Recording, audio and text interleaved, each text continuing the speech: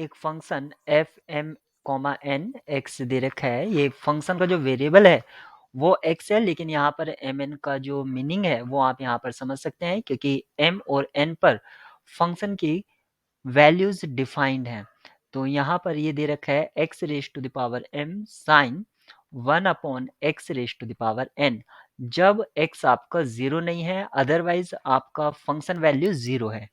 तो आपको ये बताना है कि फंक्शन 0 पर डिफरेंशिएबल है m की किस कंडीशन के लिए।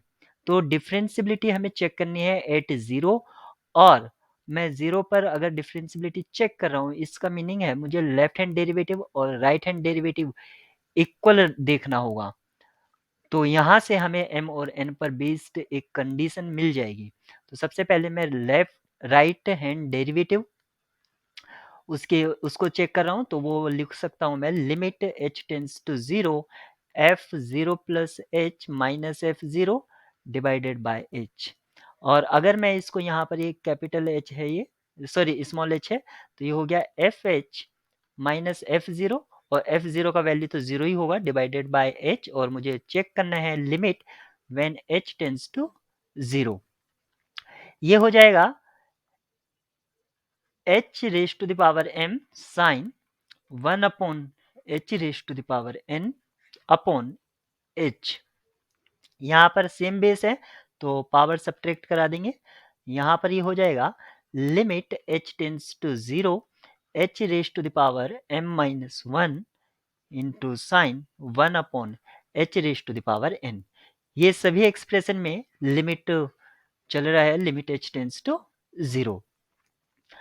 अब हम राइट हैंड डेरिवेटिव को सॉरी लेफ्ट हैंड डेरिवेटिव को चेक करेंगे। उसको मैं लिख सकता हूं limit h tends to 0 f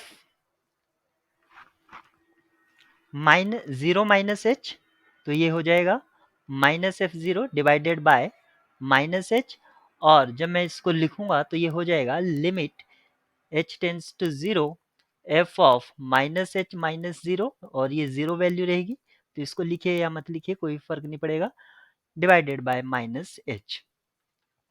यहाँ से हमें फंक्शन की जो वैल्यू मिलेगी वो क्या होगी, minus h raise to the power m into sine 1/माइनस h raise to the power n, और डिवाइडेड बाय h था, सॉरी माइनस h था, वो मैंने यहाँ पर लिखा। और इस एक्सप्रेशन की लिमिट चेक करना है जब h 0 को टेंड्स कर रहा हो। सेम बेस है, पावर आप सब्ट्रैक्ट कर सकते हैं।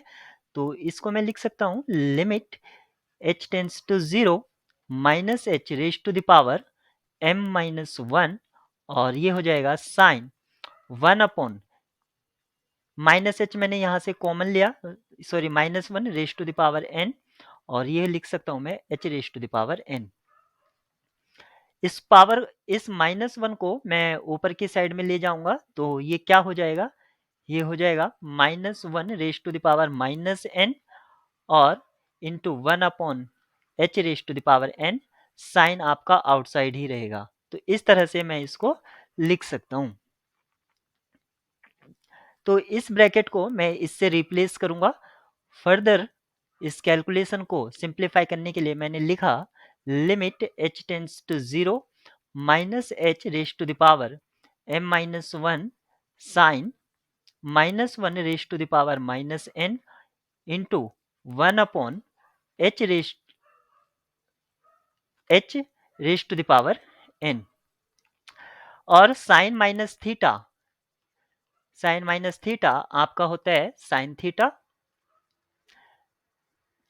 इसको मैंने आउटसाइड लिया, तो ये क्या हो जाएगा, माइनस 1 आप यहां से भी कॉमन ले सकते हैं।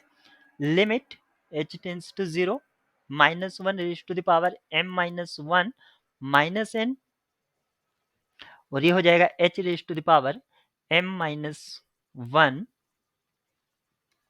Sign 1/h raise to the power n। अब हमारे पास ये हमारी लेफ्ट हैंड लिमिट आ गई है, और राइट हैंड लिमिट हमारी आई थी limit h tends to 0 h raise to the power m minus 1 into sine 1/h⁴n। ये दोनों लिमिट तभी इक्वल हो सकती है जब ये इसका कॉफिशिएंट सेम होगा, यानी कि -1m−1 इक्वल्स टू 1, और 1 को आप लिख सकते हैं या आप इसको -1⁻0 भी लिख सकते हैं। It means m−1 equals to 0, और यहां से हमें मिलेगा m-n=1, यानी कि m में से n को सब्ट्रैक्ट कराते हैं तो एक पॉजिटिव वैल्यू आ रही है। इसका मतलब हुआ m>n। ये फंक्शन डिफरेंशिएबल होगा जब m जो है n से बड़ा होगा। ऑप्शन ए करेक्ट है।